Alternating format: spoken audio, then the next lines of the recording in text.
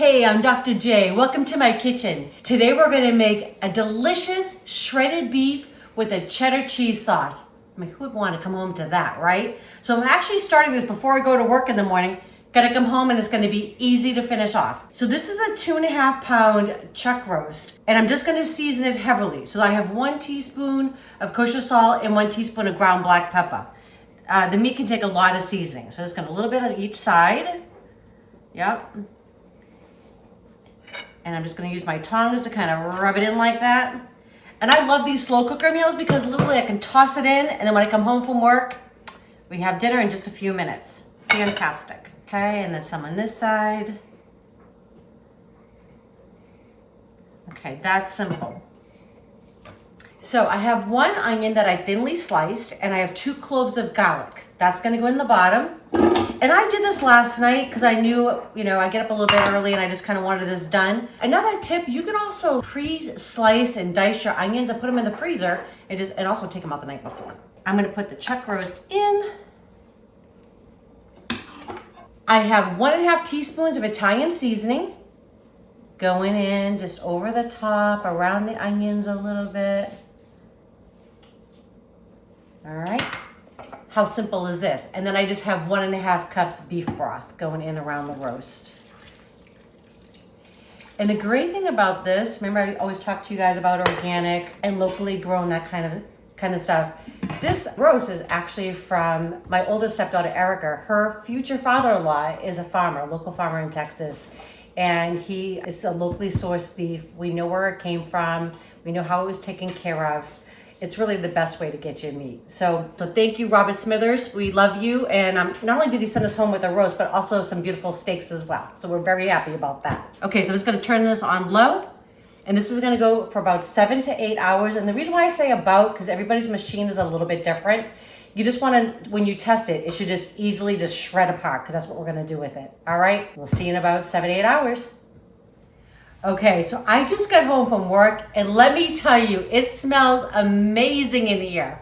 I wish you could join us. I know Eric's behind the camera and his tummy's a little bit hungry already. So, okay, so this has been going for about 7 hours. I'm just gonna shut this off. Oof. I'm gonna get this out of here. We're gonna shred it up and then we're gonna make our cheese sauce. I can't wait for you guys to see this. Okay, it's just falling right off the bone here. This does have 1 little bone in it. Okay.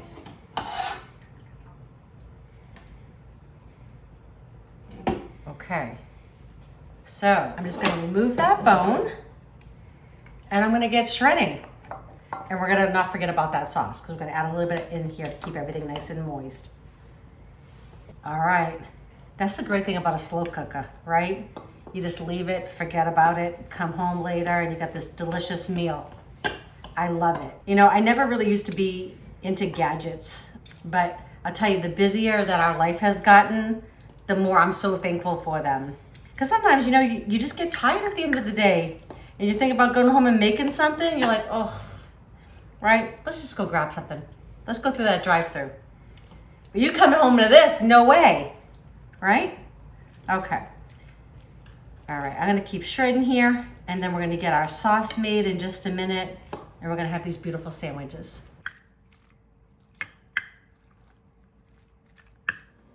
Okay, so I got the beef all shredded. I'm dying just to get in there, but we're gonna make a cheese sauce. So good. 2 tablespoons of unsalted butter. I also have in the bottom of here just 1/4 teaspoon of kosher salt, because we use the unsalted butter there. And this would be good on veggies, broccoli, asparagus. It'd be good like an eggs benedict, really. Oh my gosh, so good. Our own kind of version, right? But tonight we're making beef sandwiches. Yummy. So what I'm doing basically is I'm just forming a roux. Equal parts flour, equal parts butter. And you really want this to melt and you want to cook it. Like once it all melts, you really want that flour to cook down for a couple of minutes. At least, I would say at least 2 minutes. You just want to make sure there's no raw flour tasting. We don't want to spend all this time making this sauce and have it be, not so good. Okay, so I'll have you take a look inside here.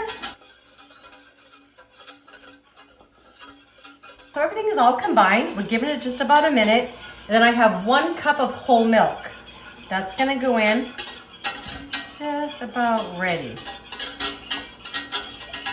Okay.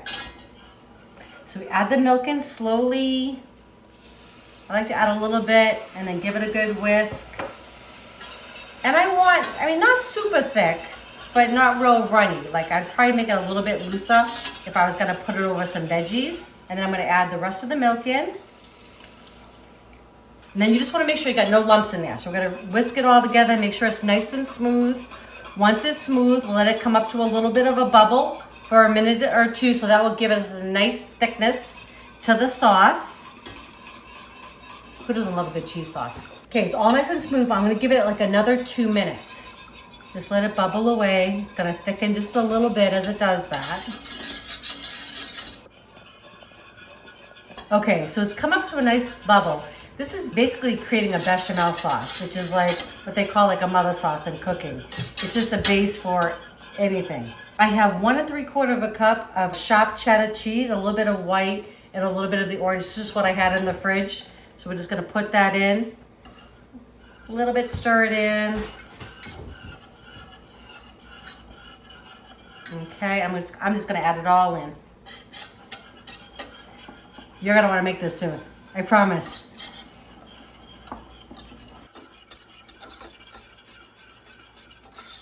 So I'm actually just shutting off the heat. That's it.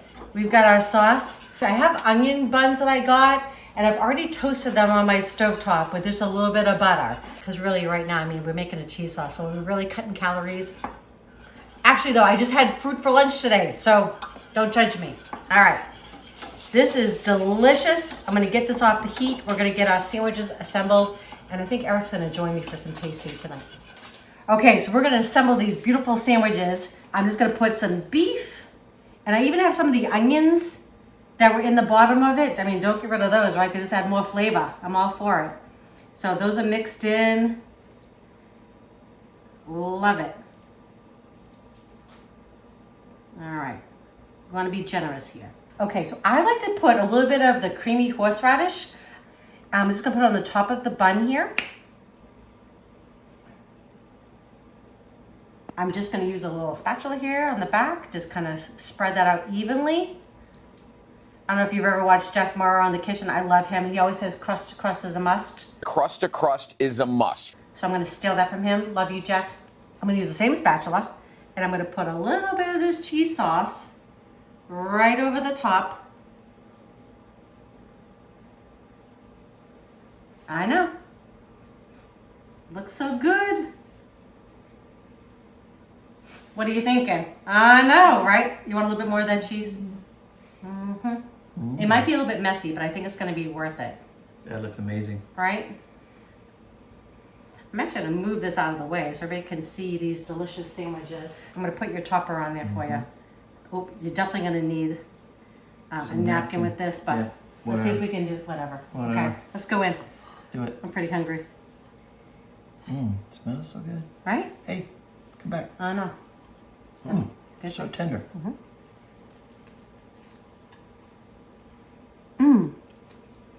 Wow. Not bad.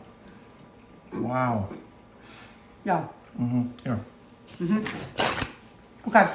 Sorry, y'all. We love you, but we're gonna have dinner in just a minute. So we hope you enjoy this recipe. Please share with your friends and family. I know. What was I saying? Please share with your friends and family. If you have not subscribed, please do. Don't forget to click that bell. That way you know when our next video is coming out. Love y'all. Gotta make this. Gotta make this.